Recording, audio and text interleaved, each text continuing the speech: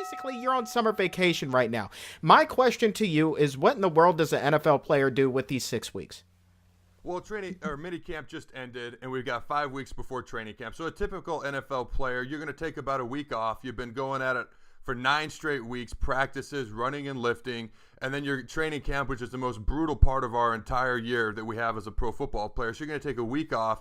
You're usually going to train for about 3 to 4 weeks, but you're not going to go crazy. You want to be in shape, but you don't want to beat yourself up right before the toughest thing we have to do all year, which is training camp. So you got to walk that fine line.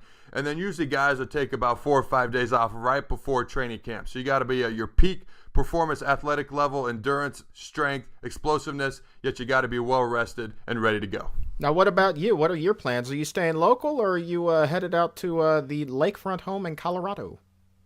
Well, we've got a few new viewers, the Man Cave, the Layfield Report, which we've been on for a little while. So in case you don't know, I've had a couple of surgeries, and I'm rehabbing from that. So I'm staying here for a couple of weeks, and I'm going to be working with Larry Hess, our head trainer. In fact, I just had a bunch of a new treatment done on me today. Hopefully it works off and pays out. But I'm going to head back to Colorado. I walked into Redskins Park, and I knew most guys were going to be gone. I walked in on last Monday. I knew most guys were going to be gone, but it was a ghost town.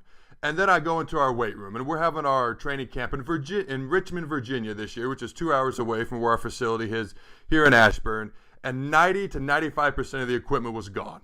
So there's nobody there. The music was terrible. I felt like I was in an old person's home. And then all the equipment is gone. And I live in the weight room. And I just felt like this is terrible. This is boring. This is depressing. It's a ghost town.